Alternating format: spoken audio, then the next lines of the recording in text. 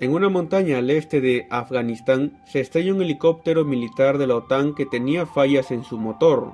El impacto hizo que el equipo que lo tripulaba, llamado Idaho 6, sufriera dos bajas, en donde estaba el capitán, y dejó herido en una pierna a otro llamado Pruitt.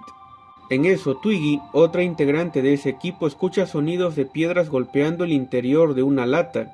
Sin importar esto, Cassandra, otra miembro de ese equipo, y Pruitt acuerdan seguir avanzando pese a que Twiggy quiere quedarse cerca del helicóptero dado que sus camaradas los localizarían más rápido. La razón de alejarse era porque si los talibanes los agarraban, se los iban a enfriar, dado que eran hostiles con los Unites. En otro lado, un grupo de talibanes que montaban vigilancia fueron brutalmente masacrados por unos seres con túnicas. Como dato curioso, el sonido que escuchó Twiggy anteriormente se dejaba escuchar a manera de música de fondo en el macabro acto. Cerca estaban los protas, cuando de repente un sobreviviente talibán aparece corriendo como si no hubiera un mañana. Como ellos sabían que los talibanes eran hostiles, no prestan atención a su rostro, el cual expresaba terror, así que Cassandra se lo enfría. Del cuerpo solo toman la cantimplora que traía. Dado que su arma no tenía municiones, al avanzar un poco más, encuentran la masacre orquestada por los hombres con túnicas. Mientras se preguntaban qué pudo haber pasado, escuchan el sonido de antes y los hombres con túnicas aparecen. Twiggy les dice que son personal de la OTAN y no desean hacerles daño, pero es inútil. Los hombres con túnicas avanzan hacia ellos con la intención de enfriárselos, entonces los protas abren fuego pero nada sucede. Los de túnicas siguen avanzando. Todo eso pasa al mismo tiempo que el sonido del traqueteo de piedras se dejaba escuchar. Uno de estos hombres agarra a Twiggy y ésta lo agarra de la tela que cubría su rostro, logrando arrancarla, descubriendo con horror que quien la atacaba tenía todos los orificios de su cara cosidos. Cassandra y Pruitt se defienden a la desesperada. La pelea les impide a los protas notar a un hombre vestido con una túnica de color negro, el cual balanceaba una lata con piedras en su interior.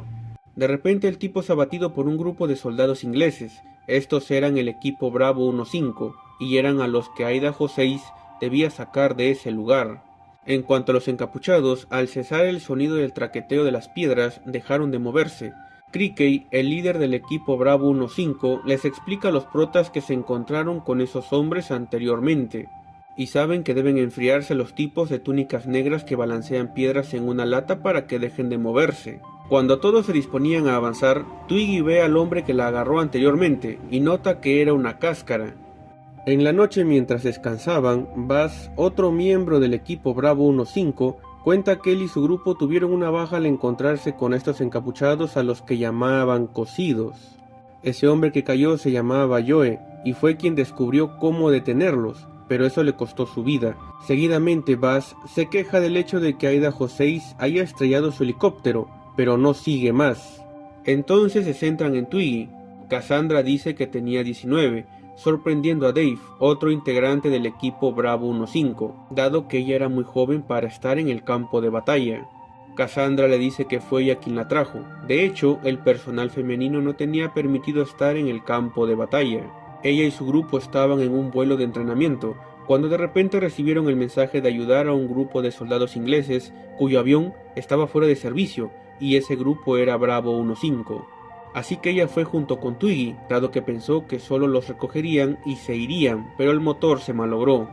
¡Qué mal! Al rato, cuando Buzz va a hacer un depósito, encuentra una lata y al tocarla hace que las piedras en su interior suenen, provocando que un cosido se la aviente encima, dado que la lata estaba encadenada al cuello del cosido. Rápidamente Buzz atrapa la lata y detiene el sonido, y por ende también al cosido. Alertados por el pedido de ayuda de Buzz, los demás acuden y lo ayudan con éxito. A la mañana siguiente siguen adelante. Cuando vuelven a descansar, Crickey y Cassandra hablan, acercándose más. En eso Crickey ve acercarse a varios cosidos y rápidamente les avisa a los demás. Estos ya saben que quienes comandan a esas cosas ya los venían siguiendo y están al tanto de sus problemas. Entonces les ponen una trampa, en la cual sus perseguidores caen. Los soldados dejan vivo a uno de ellos llamado Nigel. Al mirar su cámara, Twiggy ve fotos de mujeres y niños afganos cautivos y le pregunta por Emad Hamayoun. Este tipo era un empresario curtido en el siniestro arte de la trata de personas y estaría sentado en las montañas del lugar donde ella estaba. Además de eso, revela que le había pedido a su jefe, el coronel Marshall, encargarse de Matt, pero este le dice que no había presupuesto por la guerra que estaban lidiando. Entonces le pregunta a Nigel por Emad, y este no quiere hablar y le insulta. Entonces recibe un rodillazo en los por parte de Dave. Al rato, mientras los protas hablaban, Nigel les dice que tanto él como ellos no saldrán vivos porque Matt se los va a enfriar a todos, y le menciona a los muertos, quienes eran los cocidos, a los cuales usaban para raptar mujeres, niñas y niños para llevarlos a la guarida de Matt. Una vez allí escogerían con cuáles quedarse. Él cooperará con ellos a cambio de que los saquen de allí. Seguidamente les revela que los hombres que visten túnicas negras no tienen nombre, pero han estado en las montañas del lugar durante generaciones. Emad logra contactar con ellos y traerlos hacia su bando. Estos tipos le hicieron una demostración de su poder, y Emad vio todo en compañía de Nigel y otros dos más. Ellos vieron cómo los de túnicas negras obligaban a un hombre desnudo a beber un líquido negro, para después coserle cada orificio de su cuerpo. Después se lo enfriaban y enseguida el cadáver se reanimaba. Cuando le preguntan cómo pasaba esto, él les dice que según Emad, el líquido negro momifica a la víctima de adentro hacia afuera, y las costuras sellaban el alma de la víctima en el cuerpo para que no pueda escapar. Esto deja una conciencia leve, pero capaz de ser dirigida, comandada. Después, Crickey le pide a Nigel que lo lleve a él y a los demás a un asentamiento que tenga un transmisor de radio o teléfono móvil, y este acepta. Al seguir por un rato más, llegan a una casa. El equipo Bravo 15 ya había pasado por ahí, pero no vio gente. Esta vez sí había, por eso varios cocidos comandados por un tipo de túnica negra entraron a esa casa, y sacan a un anciano al que estampan con fuerza en una pared, y a su nieto, el cual era cojo. Crickey y Dave observan todo. Este último quiere intervenir, pero Crickey le dice que espere el momento exacto, pero ese momento demoró mucho, porque cuando el de túnica negra nota que el niño no le serviría de nada, hace que los cocidos le arranquen cruelmente las extremidades. ¡Desgraciado! Ahí Crickey y Dave agarran a plomazos al tipo. Después ellos se quedan ahí hasta que anochece. En ese tiempo trataron la herida de Pruitt y la que tenía el anciano, el cual le da a Crickey un rifle antiguo perteneciente a un soldado inglés, y se va a un isekai pidiendo que se enfríen a todos los de túnica negra. Al día siguiente, Nigel los había llevado por un camino donde habían latas con piedras colgando, las cuales se balanceaban con el viento, haciendo mucho ruido. En eso, varios cocidos salen en mancha y atacan al grupo. Nigel aprovecha esto para golpear a Pruitt, quien lo vigilaba, para escapar, pero por chistoso recibe un plomazo en la pierna. Rápidamente Cassandra le dispara a las latas logrando romperlas todas. Sin embargo, el tiempo que tardó en hacerlo fue suficiente para que los cocidos agarren a Buzz y le den un horrendo final. Al terminar la pelea, Dave, a pedido de Crickey, desbarranca a Nigel. Tras darle un funeral a Buzz, siguen adelante, llegando hasta un asentamiento donde estaban Emad y sus muchachos. Allí Dave y Crickey se dan cuenta que Nigel los estaba llevando hacia ese lugar a propósito. Tras observar el asentamiento por varias horas, Crickey anuncia que atacará en la mañana. Dave lo apoya, pero Cassandra se opone. Ella lo hace por Pruitt y Twiggy, pero es inútil. La intención del ataque es llegar a un radiotransmisor y pedir ayuda. Por su parte, Twiggy quiere participar en el ataque porque quiere agarrar a Emad. Cassandra trata de persuadirla, pero es inútil. La sed de justicia de la joven es inmensa. Después Cassandra se va a hablar con Crickey, y este le dice que desea salir vivo de ese lugar para poderla invitar a cenar, y ella le corresponde. Llegado el día siguiente, los protas esperan el momento propicio para atacar. Mientras esperaban, Pruitt le dice a Cassandra que si no sobrevive, le diga a su familia que él se fue a un isekai gracias a sus heridas, que omita por completo el hecho de que se enfrentaron a muertos reanimados con magia negra. Eso era para proteger a sus seres queridos del miedo. Por otro lado, Crickey le dice a Twiggy que se vaya, esto es con la intención de alejarla de la pelea que se avecinaba para así no preocupar mucho a Cassandra. Pero cuando la chica se alejaba, se hunde, cayendo en un cuarto justo en medio de varios cocidos desactivados. Crickey y Dave van hacia ella. Cuando llegan, ella ya había salido, percatándose primero de la lata que estaba colgada en la puerta de ese cuarto, por eso salió sin activar a los cocidos. Sin más remedio, los hombres la incluyen en su plan de acabar con el asentamiento. Mientras husmeaban, encuentran combustible.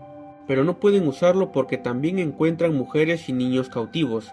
Twiggy va a hablar con las mujeres a quienes les pide que confíen en ella. Estas le cuentan todo lo que saben, y Twiggy se lo informa a Crickey y Dave, quienes para esos momentos ya habían noqueado a un secuaz de Matt. Ella les dice que esas mujeres junto a sus hijos e hijas llevaban una semana ahí, pero que fueron raptadas junto a sus maridos y hermanos. A estos últimos los encerraron por separado. Crickey astutamente intuye que esos pobres hombres fueron convertidos en cocidos, y Twiggy le da la razón. Después comienzan a evacuar a las mujeres y a sus hijos e hijas, pero al correr, un niño se cae al suelo, haciendo ruido. Rápidamente de una casa salen los secuaces de Matt, y da comienzo el enfrentamiento. Varios de ellos caen ante la estrategia montada por Crickey. Matt, quien también estaba en esa casa, no sale. De un momento a otro, los traficantes amparados en su número abruman a los protas, quienes se esconden en otra casa, viendo a un grupo de hombres con túnicas negras reanimando a un cocido. Entonces le sueltan una granada, acabando con ellos. Por su lado, Cassandra disparaba de lejos a los secuaces de Matt. Entonces uno de estos le dispara un misil, a la vez que ella logra abatirlo. Rápidamente Pruitt la aparta, pero eso lo pone a él cerca del impacto. Pasando con Crickey, Twiggy y Dave, este último recibe un disparo en el pecho, pero no lo mata, así que él y Twiggy salen de la casa porque Crickey es atacado por el cocido reanimado recientemente. Aquí ocurren tres cosas en paralelo. Pruitt perdió la pierna que estaba herida y Cassandra lo cura. Crickey pelea con el cocido, pero de él sale una voz siniestra que le habla de ira y venganza. Eso fue posible dado que el siniestro ser percibió que Crickey era de origen inglés. Esto tendrá relevancia más adelante. En fin, Crickey se las apaña para vencerlo. En cuanto a Twiggy y Dave, ellos llegan a una casa donde había un auto, y Dave le pide a Twiggy que lo encienda, mientras que él sale a enfrentarse en una carga suicida a los secuaces de Matt. Centrándonos en este, apuñala a Twiggy por sorpresa, pero esta se lo lleva con ella. Volviendo con Dave, cuando se le acabaron las balas, corre hacia el cuarto donde había caído Twiggy anteriormente. En el proceso, recibe muchos impactos de bala, pero logra llegar y activar a los cocidos, quienes desatan una masacre, pero el buen Dave no sale bien parado porque recibe un brutal golpe de los cocidos. Sin embargo, su tarea ya estaba hecha. En eso aparece Crickey y destruye la lata con las piedras en su interior, desactivando a los cocidos. Cassandra llega hasta Twiggy, encontrándola bien fría. Después va con Crickey, quien quemaba a los cocidos con el fin de que nadie sepa de su existencia. Seguidamente, él se despide de ella porque planea recuperar los cuerpos de sus camaradas caídos para que tengan un funeral digno, cancelando la cita que tenían. Ella no puede persuadirlo de desistir. Un rato más tarde, la ayuda llega, y tanto ella como Pruitt y las mujeres cautivas junto a sus hijos e hijas son rescatados. A la distancia, Crickey los ve, levantando su arma como señal de despedida. Un tiempo después, los sobrevivientes de Aida José son interrogados por sus superiores sobre los sucesos ocurridos en el asentamiento de Matt, y ellos les revelan que encontraron algún tipo de arma, algo que jamás se ha visto. Y como los United está interesado en esas cosas, se puso a investigar, pero no encontraron nada relevante, así que mandaron a bombardear el asentamiento de Matt, por dos razones. La primera, porque no encontraron nada, y por no querer ganarse problemas. No obstante, descubrieron que esa arma que escucharon fue evacuada, y estaban en lo cierto, porque esa arma estaba navegando por el mar Arábigo en dirección a Sri Lanka, y quien dirigía todo era Rashid Salib, un contrabandista. Las fuerzas de los United no tardan en llegar al barco guiados por un espía de ellos que se infiltró en el grupo de Rashid. Pese a lo sigilosos que eran, son descubiertos. Rashid ordena por las bocinas del barco que toda la tripulación se arme, pese a que el capitán estaba en contra. Un subordinado de este trata de enfriarse a Rashid, pero es inútil. Además, el espía de los United es descubierto y lo rellenan de plomo. Después, Rashid ordena a uno de sus muchachos liberar el arma que traían, los cuales eran los cocidos, a quienes activa haciendo sonar una lata con piedras que pone en la bocina del barco. Estos seres acaban con la vida de cualquiera que se cruce en su camino. La esposa de Rashid, llamada Sari, se hace pasar por una secuestrada y engaña a uno de los agentes de los United para que vaya a la bodega del barco. Al ir se encuentra con los cocidos, quienes lo mandan a un isekai. En cuanto a Sari, usando el factor sorpresa, se enfría a otro agente que había llegado a la cabina del capitán donde estaba Rashid. Después el conflicto pasa y Rashid le pide que se vaya a cambiar porque parecía una cariñosa. Un tiempo más tarde llegan a Sri Lanka y se encuentran con el señor Strathmore, un millonario que adoraba coleccionar objetos que los demás no tenían. Este viejito estaba interesado en los cosidos. Cuando estaban por hablar de negocios, Rashid le dice a Sari que se fuera a otro lado, y para que no se aburra, Strathmore designó a un sirviente suyo llamado Baya que le dé un tour a Sari por los jardines del lugar. Una vez a solas, Strathmore le pregunta a Rashid cómo obtuvo los cosidos, y este le revela que trabajó para Emad, y gracias a eso vio a los tipos con túnicas negras y lo que podían hacer. Tras lo acontecido en el asentamiento de Emad, solo quedaron 6 cosidos que pasaron a ser propiedad de Rashid. Después, este le muestra la mercancía y cómo activarla. Strathmore está interesado, pero no tanto, pues le dice que negociarán el precio por los 6 cosidos. Entonces Rashid le dice que tenía algo adicional, y eso era un cilindro donde se encontraba el líquido negro que usaban los de túnicas negras para hacer cosidos. Él lo encontró en un pozo ceremonial debajo del asentamiento de Emad, pero para quedárselo tuvo que pelear contra 2 de túnicas negras, a los que Rashid llama controladores. Pasando con Sari, estaba seduciendo a Baya para que le cuente sobre los tesoros de Strathmore, y este le dice que el viejito prohibió al personal ir al ala este de su mansión. Por otro lado, alguien se infiltró en el lugar y se estaba enfriando las personas con los que se cruzaba.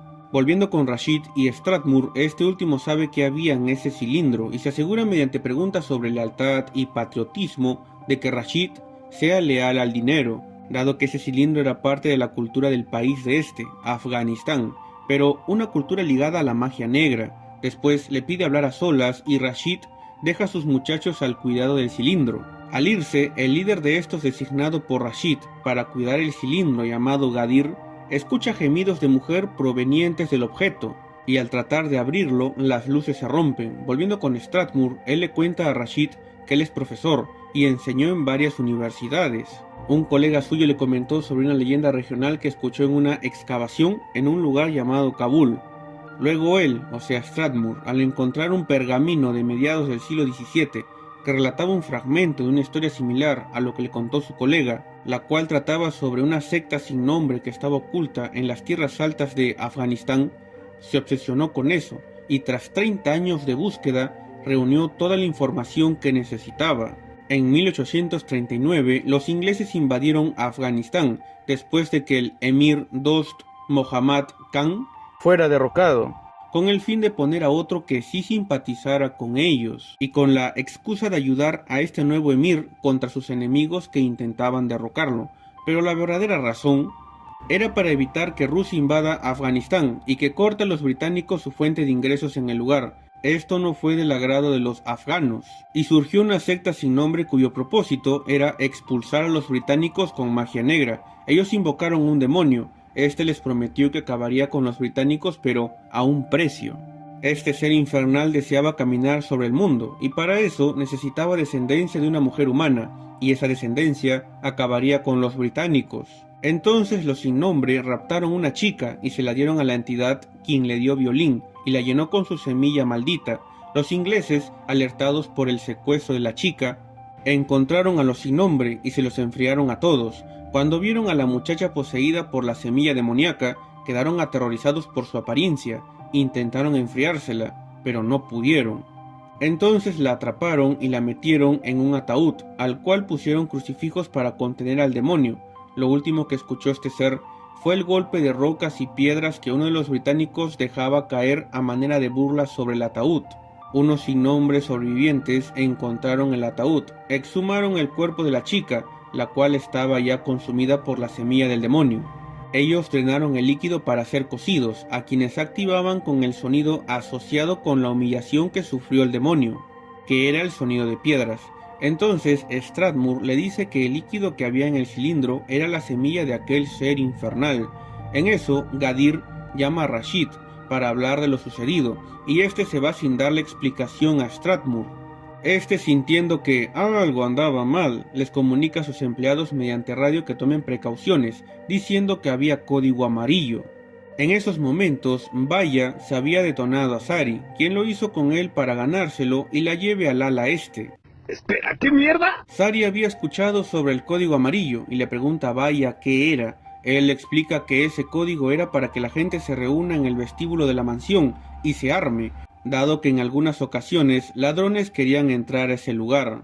Además, en pleno código amarillo, el ala este estará sin vigilancia, así como las otras puertas de la mansión. En esos momentos, alguien corta la luz, y sería el mismo que se andaba enfriándose a la gente, incluido Gadir, al que agarró desprevenido cuando terminó de hablar con Rashid. El pobre se quedó solo dado que después de decir a su jefe lo que pasó con el cilindro, ambos se fueron por caminos diferentes. En fin, Sari, tras conocer lo que significaba el código amarillo, se enfría a Baya, diciendo que lo hizo en defensa propia porque él le había dado violín. Cuando Rashid llega al cilindro, no encuentra a Gadir, entonces otro de sus muchachos le dice que en el cilindro había un fantasma. En eso, voces provenientes del objeto le hablan. Estas siniestras voces le prometen grandeza a un precio. Él debía eliminar a sus hombres, también a Strathmore, porque era inglés. Además de que todo aquel que sepa de líquido negro debía ser eliminado.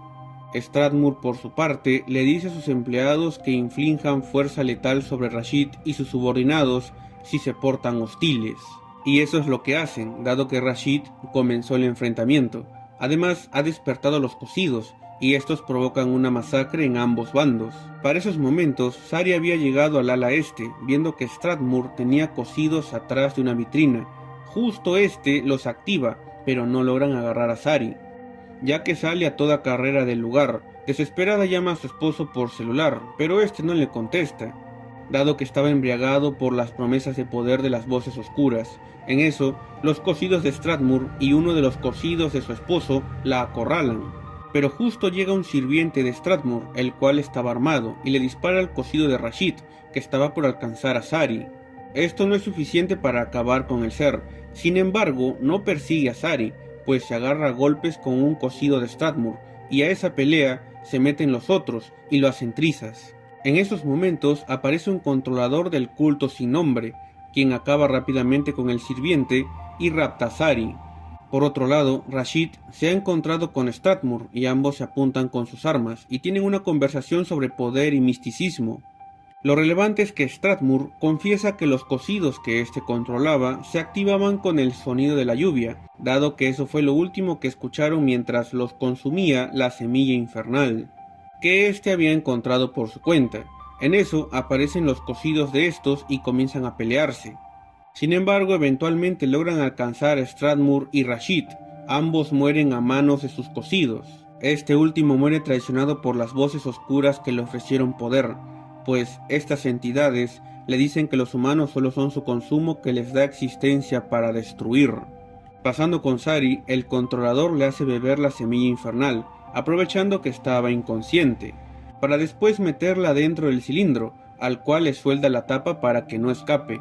Después ella despierta diciendo que algo se la estaba comiendo por dentro y le causaba gran dolor, pero nadie acudiría en su ayuda. En paralelo a eso, el controlador agitaba una lata con piedras. Un tiempo después, en el distrito de Chiyoda, Tokio, Kenji Nakamura dejaba a su candente esposa para ir a recoger algo.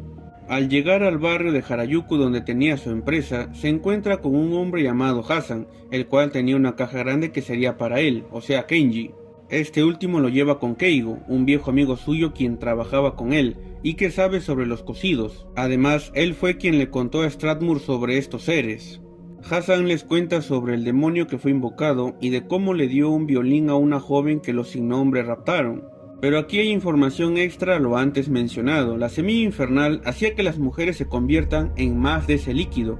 La caja que Hassan le trajo a Kenji contenía en su interior un cilindro con el líquido infernal y la mujer que habría sido usada para crear más de ese líquido fue Sari, dado que este tipo fue quien la raptó y le hizo beber la semilla infernal para luego sellarla dentro del cilindro de antes.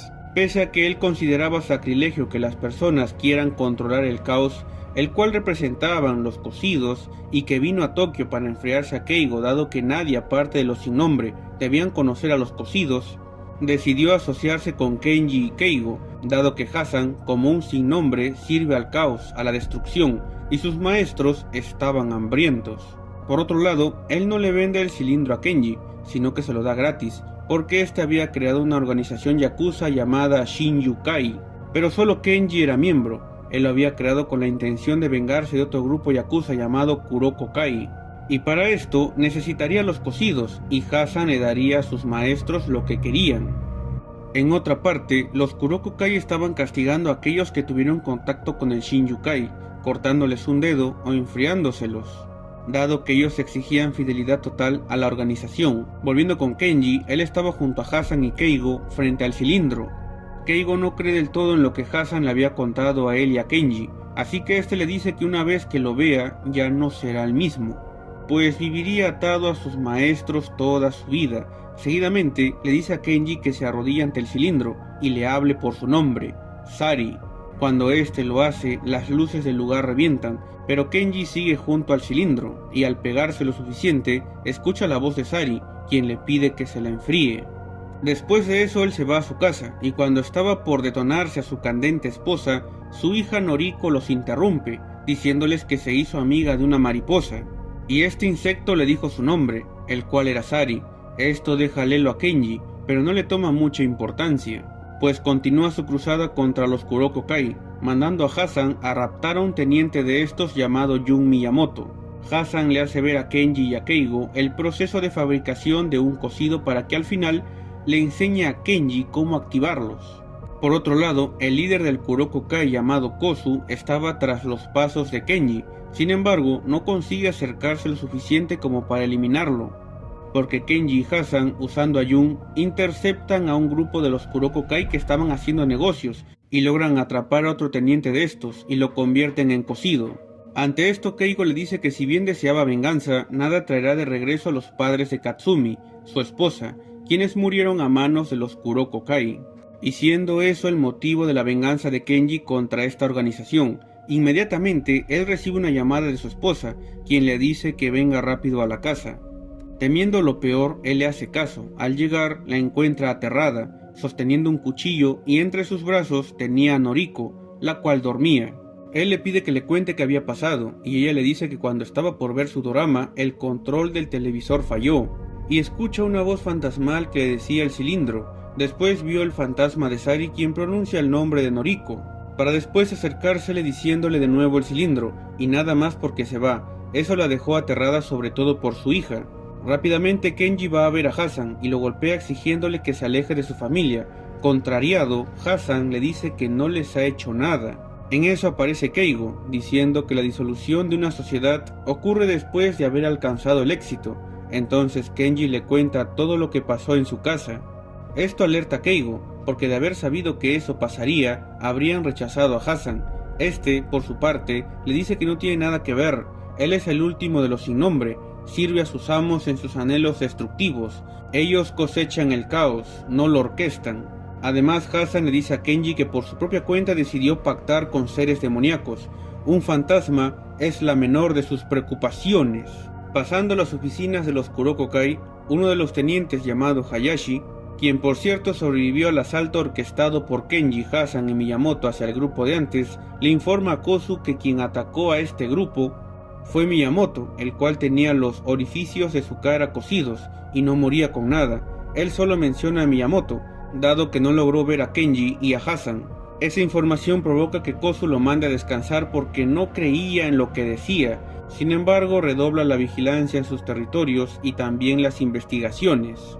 Mas esto no hace que Kenji siga raptando a más de sus tenientes. No obstante, a la larga, los Kuroko Kai dan con una cámara que logró captar el auto donde Kenji se movilizaba y usaba para llevar a sus víctimas a su guarida. ¡Ya se cagó, ya se jodió! Y a través de la matrícula del vehículo dan con él y con Keigo, quien sería un viejo conocido de Kozu. Pasando con Kenji, él había logrado reunir a un considerable grupo de cocidos y se prepara para asaltar la guarida de los Kuroko Kai, que sería al día siguiente. Mientras regresa con su esposa, él había llevado a ella y a su hija a un hotel. Katsumi le dice que tanto ella como Noriko lo extrañaban, dado que estuvo ausente últimamente, a lo que Kenji le responde que estaba en medio de algo que era importante para él. Entonces comienzan una pequeña charla donde se nos revela que el padre de Katsumi era un teniente del Kuroko Kai y Kenji lo idolatraba, además de que este le dice a su esposa que todo cambiará al día siguiente, pero no le dice más, dejándola preocupada. Después se mete a bañar, y mientras Katsumi servía té, es poseída por el fantasma de Sari. Al salir del baño, él no sospecha del cambio de su esposa. Antes del ataque a los Kuroko Kai, Kenji habla con Keigo, pidiéndole su opinión sobre lo que hará, así como su cargo de conciencia, y este le responde que eso solo le compete a él, pero lo que le preocupa es que haya creado una cadena de odio donde antes no había nada. Después Kenji se va con Hasan y le pregunta sobre el control de los cocidos, y este le responde que mientras tenga la lata con piedras en su interior y la haga sonar, podrá controlar a los cocidos, así que decide esposarse una a su muñeca. Un rato más tarde, él comienza su ataque a los Kuroko Kai, haciendo sonar la lata con piedras a manera de música de fondo. Por otro lado, sus cocidos avanzan implacables como una fuerza de la naturaleza. Por su parte, Keigo había ido con Kozu, y le había pasado el dato sobre el ataque de Kenji. En cuanto a Katsumi, ella guiada por el espíritu de Sari, va a la empresa de su marido, dejando a su tía cuidando a Noriko. Regresando con Kenji, junto a sus cocidos provocan una masacre mientras se dirigían hacia donde estaba Kozu. Centrándonos en este, apuntándole con su arma a Keigo, le pregunta qué diablos estaba pasando, dado que este, o sea Keigo, había ido a verlo para informarle del ataque del Shinjukai, y Kozu había reunido a todas sus fuerzas para hacerles frente. Él pensó que al ser tantos, la pelea estaría ganada, pero a pesar de eso, la batalla no cesaba. Keigo astutamente había hecho que Kozu reúna a todos sus muchachos para así poder acabar con el Kuroko Kai. Keigo se burla de él diciéndole que le advirtió de la llegada del Shinjukai, porque son viejos amigos.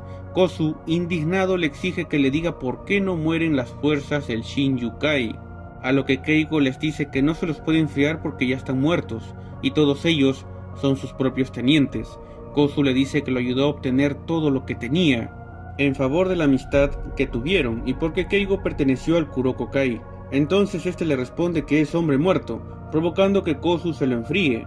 Volviendo con Kenji, Hayashi nota que este hacía sonar una lata con piedras, la cual estaba esposada a su muñeca izquierda, así que ágilmente se la corta, consiguiendo detener el avance de los cocidos y poniendo en jaque a Kenji. En cuanto a Katsumi, ella ha llegado a la empresa de su esposo, buscando el cilindro, pero se encuentra con Hasan. Él estaba junto a dos cocidos. Uno había sido propiedad de Strathmore y el otro de Rashid. Hasan le dice que ese lugar solo le compete a los hombres. Las mujeres no pintaban nada ahí.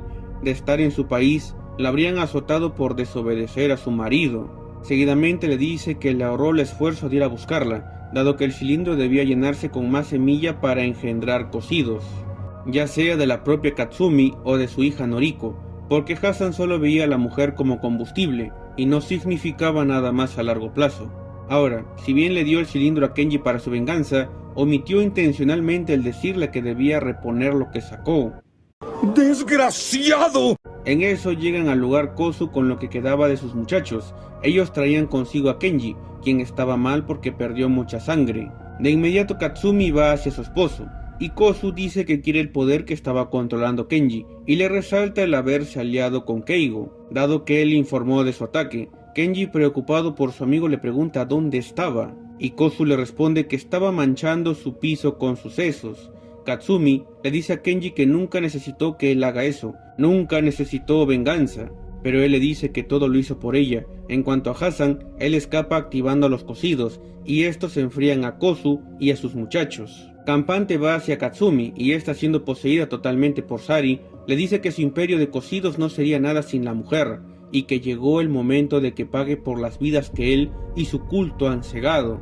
Seguidamente los cocidos que éste controlaba se vuelven en su contra y se lo enfrían. Después Katsumi abre el cilindro liberando a Sari de su tormento, quien se lo agradece, y además le dice que le enseña a su hija la fuerza y el coraje, que la voluntad de un hombre no es más que la de una mujer.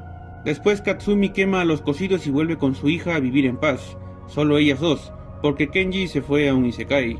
Por cierto, la pequeña aún sigue viendo a Sari en forma de mariposa, y se lo informa a su madre, y esta le responde que ella también es su amiga. Un año después, en Pakistán, un historiador de lo oculto ha descubierto un cilindro con líquido negro en su interior en una excavación, y planea dárselo a alguien. Ahora pasamos con la historia de Jamila, una niña afgana quien junto a su hermana menor llamada Esther, descubrieron cavando cerca de su colegio la cabeza de un cocido. En esos momentos, ella y su familia vivían en un ambiente de terror, gracias a que tenían problemas con los talibanes. Su familia los conocía como los hombres malos. Además, sus padres lidiaban con los soldados de los United que venían reiteradamente a su casa a hablar con ellos. Un día Jamila le cuenta a su madre sobre lo que descubrió, y esta no la reprende ni a ella ni a su hermana. A solas, Jamila escucha de su madre todo lo que sabía de los sin nombre, y de cómo los estadounidenses estaban allí buscándolos para llegar a un arma imparable, y que su padre llamado Zain los estaba ayudando. Jamila le pregunta si fueron los sin nombre quienes le hicieron daño, pero esta le dice que eran un grupo de personas que compartían su ideología, pero no eran ellos. Esas personas eran los talibanes, como dije anteriormente, para después pedirle que vuelva a su habitación, encontrándose con su hermana Esther despierta. Ella no había oído nada, solo no podía dormir, preguntando que si la cabeza de aquel hombre cocido que encontraron tenía familia. Entonces Jamila le hace prometer a su hermana que nunca vuelva a ese lugar.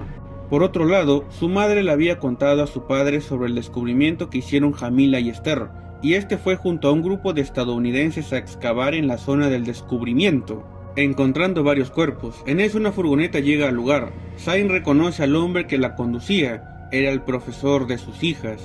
Cuando uno de los soldados le pide que baje con las manos en alto y se identifique, aquel hombre con cuidado baja al suelo la bolsa que tenía pegada a su pecho y hace que busca su identificación, pero en realidad toma sigilosamente una lata con piedras en su interior y la agita, despertando a uno de los cocidos, quien acaba con la vida de uno de los soldados. Este maestro pertenecía a los talibanes, los cuales luchaban contra los gringos. En fin, esta acción le cuesta la vida al maestro a manos de los otros soldados. Después aparecen dos furgonetas con más talibanes y les disparan a los soldados que quedaban en las piernas, con la excepción de uno llamado Roberto, quien con arma en mano se escondió junto a Zain.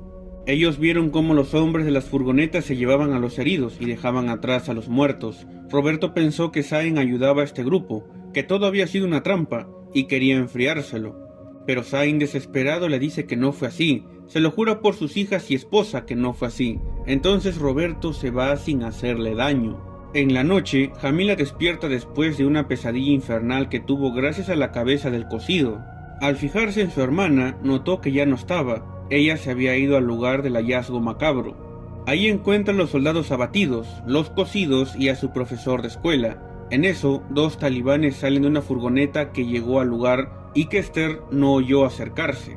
Pero eso era la menor de sus preocupaciones, porque de repente dos misiles caen en la zona donde ella y esos talibanes estaban. Los estadounidenses estaban bombardeando ese pueblo. Ante esto, Jamila fue en búsqueda de su hermana hacia el colegio donde estudiaban. Al llegar junto a sus padres, quienes la seguían, ella encontró los restos de Esther, y a partir de ahí algo se rompió dentro de ella. Además de eso, vio a uno de los hombres malos, como ella lo solía llamar, un talibán. Gravemente herido y mutilado, él pedía que acaben con él para que así ya no sufra más. Jamila le pregunta por qué hacía lo que hacía, y este le responde que por fe, y eso la quebró más. Acto seguido toma una roca y la estrella varias veces en la cara del tipo. Tanto ella como él tenían fe. Los talibanes proclamaban que harían del mundo un lugar mejor, pero solo trajeron el infierno. Años más tarde, Jamila formó su propia agrupación solo de mujeres. Asaltaron una excavación de los estadounidenses, los cuales descubrieron cilindros llenos de la semilla demoníaca. Jamila y su mano derecha llamada Fariba, quien por cierto le recordaba a su hermana menor Esther, comienzan la producción de cocidos. Un tiempo después, tras amenazar a un talibán que tenían cautivo con convertirlo en cocido si no revelaba el paradero de sus demás colegas, lleva a todos los cocidos que había creado a la guarida de los talibanes y provoca una gran masacre, que es observada tanto por ella como por Fariba. Esta masacre era el inicio de algo más grande, pues Jamila se preparaba para llevar a los cocidos a América, con el fin de orquestar otro baño de sangre contra aquellos que le quitaron a su hermana. Un tiempo más tarde, situándonos en White Hills, Texas, nos encontramos con la sheriff Kat Noble, una mujer de armas tomar, además de exitosa, una verdadera mujer empoderada, pero oculta un secreto, pues a ella le gusta la torta de jamón. Esto es malo porque estaba casada con un hombre llamado Rakesh, y como es obvio, él no sabe de los gustos de su esposa. De un momento a otro, en White Hills comienzan a desaparecer chicas, entre ellas la sobrina de Rakesh, y eso lo pone muy mal, y también a Kat, dado que la situación de búsqueda la estresó bastante. A eso se le suma la desaparición de otras chicas. Entonces, cuando tuvo un momento de relajo en un bar, conoce a una mujer llamada Jessie y tras unas copas practican el baile de las tijeras. Al regresar a la estación de policía que comandaba, Kat descubre altavoces enterrados cerca y los cuales guiaban hacia algún lugar. Ella y su subordinado de mayor confianza y a la vez mejor amigo llamado Van siguen este rastro. En pleno camino, este le dice a Kat que le diga a su marido que lo estaba haciendo cachudo. Ella lo niega todo en un primer momento, pero él había oído hablar por teléfono con alguien que no era un hombre, gracias al volumen alto del celular de Kat. Pero queda en nada. En eso, ellos llegan a una instalación que nunca habían visto y entran encontrando dos chicas y un chico con los orificios de sus cuerpos cosidos. Kat le dice a Van que se los lleva al auto, mientras que ella irá a inspeccionar el lugar. Si no vuelve en 4 minutos o escucha disparos, que vaya a buscarla. Al poco tiempo ella es atacada por una seguidora de Jamila que sale de una habitación y Kat se la enfría rápido. En eso, por detrás de ella aparece Fariba y la golpea en la nuca, empujándola hacia el cuarto de donde salió la mujer de antes, para después cerrar la puerta. Kat se topa con varios cosidos y con Jamila, quien estaba parada atrás de estos al final de unas escaleras y sosteniendo una lata con piedras en su interior. Kat, apuntándole con su arma, le dice que no se mueva y tire el objeto que traía. Jamila lo hace y el ruido activa a los cosidos, los cuales se la avientan. Ella los esquiva, pero en eso aparece Van, y este no tiene tanta suerte y muere a manos de estos seres. Kat, a la desesperada, lo usa como un escudo para que rápidamente le dispare a Jamila, hiriéndola en la pierna y haciéndola caer por las escaleras. Cuando estaba por morir a manos de sus propios cosidos, agarra rápidamente la lata con piedras, cesando el ruido y desactivando a sus macabras creaciones. Ahí Kat se da cuenta que ella controlaba los cosidos y pide explicaciones sobre lo que pasaba. Pero Jamila le dice que siga adelante, y ésta le hace caso, dado que la vio atrapada.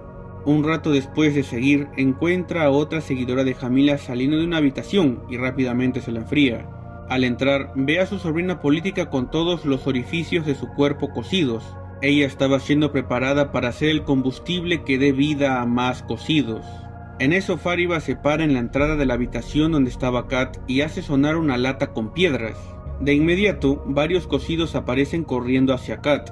Uno de estos acaba con la vida de su sobrina política, mientras que ella solo puede huir, dado que no puede detenerlos. Fariba deja de hacer sonar la lata y en eso aparece Jamila, quien ya se había liberado. Ella le dice que se cerciore primero de que no haya cerca ninguna colega antes de activar a los cosidos. Seguidamente se ponen en movimiento dado que sabe que Kat regresará con refuerzos.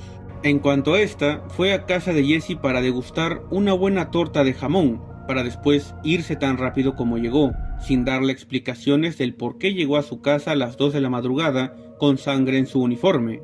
Al llegar a la estación de policía, ordena a sus subordinados llamados Maguire y Rivera llamar al FBI, pero ahí estaba también su marido Rakesh. Esto la pone aún más nerviosa y ordena a uno de sus subordinados llamado Maguire que llame al FBI, pero solo obtiene trabas. Para empeorarla más, aparece Jessie, quien estaba harta de ser la otra, dado que sabía que Kat estaba casada. Un comentario inapropiado de Maguire hace que Kat estalle de ira, pero esa es la menor de sus preocupaciones, dado que Jamila y sus chicas llegaron cerca de la estación de policía que comandaba Kat, y tiran muchos cosidos sin importarles que hayan hombres, mujeres o niños cerca. Kat no había conseguido dar con todos los altavoces, entonces Jamila ordena a Fariba activarlos para que reproduzcan el sonido del traqueteo de piedras. Activados los cosidos provocan una gran masacre, la cual es grabada por Jamila. Además de eso, ella deseaba saber si dentro de la estación de policía estaba Kat. Y sí estaba, pero lejos de desesperarse, estaba tramando un plan para escapar. Sin embargo, los cosidos no le dan tregua y acaban con Maguire. Al ver las cámaras del lugar, Kat ve que los cosidos estaban por todas partes, entonces rápidamente va al almacén de armas junto a Rakesh, y él le pregunta por su sobrina. Ella se disculpa con él por no haber podido salvarla, y por lo de sus gustos, pero él le confiesa que ya sabía que a ella le gustaba la torta de jamón, pero que no fue lo suficientemente fuerte como para dejarla ir. Después pregunta si su sobrina sufrió, pero ella no le responde como es debido porque los cosidos comienzan a entrar al lugar. Rápidamente ella y Rakesh le llevan rifles a Jessie y Rivera, Entonces salen a enfrentarse a Jamila, dado que Kat sabe que si acaban con ella y el sonido, los cosidos se detendrán. Al verlos, Fariba le dispara en la pierna a Rakesh. Seguidamente Jamila le pide su arma, y en esos momentos Rivera es despedazado por los cosidos. Cuando Fariba deja su arma, Kat se acercó lo suficiente como para volarle los sesos con su rifle. Esto enfurece a Jamila y dispara hiriendo de muerte a Rakesh. Jesse lo deja dentro de una furgoneta, mientras que Kat y Jamila se disparan mutuamente. La primera hiere a la segunda en la mejilla, y la segunda hiere a la primera en el hombro. Sin embargo, el sonido no cesa, y los cosidos se les acercan peligrosamente. Entonces Kat nota el celular que llevaba en las manos Fariba, el cual reproducía el sonido del traqueteo de piedras. Kat rápidamente destruye el objeto, y el sonido cesa. Después se entera que Rakesh estaba en un isekai. Además de eso, como no vio moverse a Jamila, pensó que murió a manos de sus cosidos.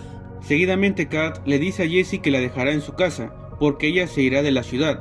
Pedirá ayuda para lidiar con las seguidoras de Jamila que lograron escapar, y las que aún estaban ocultas.